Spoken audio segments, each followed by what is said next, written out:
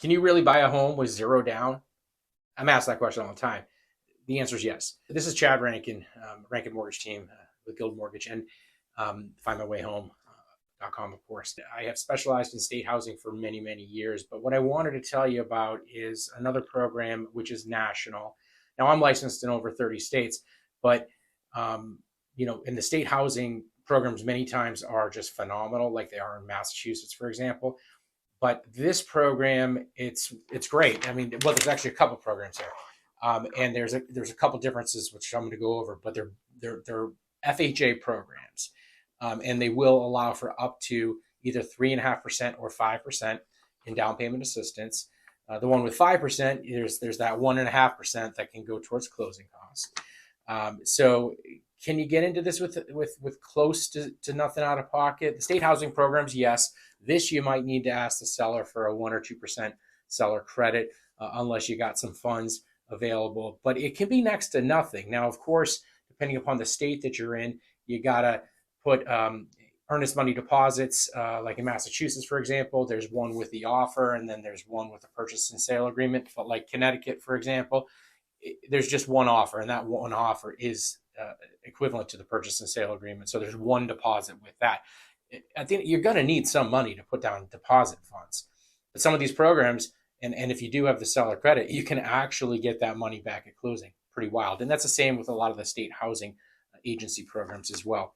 But so the few differences and changes and updates that have taken place with these FHA zero programs is that they now allow for the purchase of a two-family. Now, two-family purchases are awesome because there are no reserves required.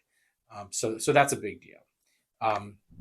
They also, and this is a big deal too, you do not need to be a first-time home buyer. Most states, you have to be a first-time home buyer in order to utilize the state housing agency's down payment assistance. Not the case here. In fact, you can actually own additional properties. It's got to be something that makes sense, and it can't be another FHA property unless it's over 100 miles away and you had been relocated for work. A lot of little technical things that I can always answer those questions. If you have any, feel free to reach out.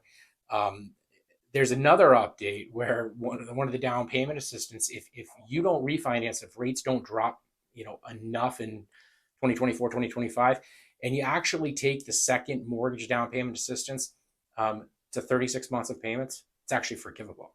So there's been a lot of really cool things that have come up lately. It's constantly changing. They've actually lowered the FICO requirements. Like Mass Housing has an FHA program, but that's a 640 minimum FICO. One of these programs dropped to 620, and then they dropped to 600. So there's a lot of different factors that come into play, but this is a program, very importantly, since a lot of my audience here is national, this is available in all 50 states. And again, I'm only licensed in about 31 or so right now. But of course, I've got friends across the entire country through the Find My Way Home network, and I would, of course, be happy to, pass you along to somebody whom I trust, who I would ask questions for if I was getting a mortgage in their state. So that's it for now. Any questions at all, and any changes to come, I'll probably come back up here and update them. But if you have any questions, feel free to reach out. Thanks.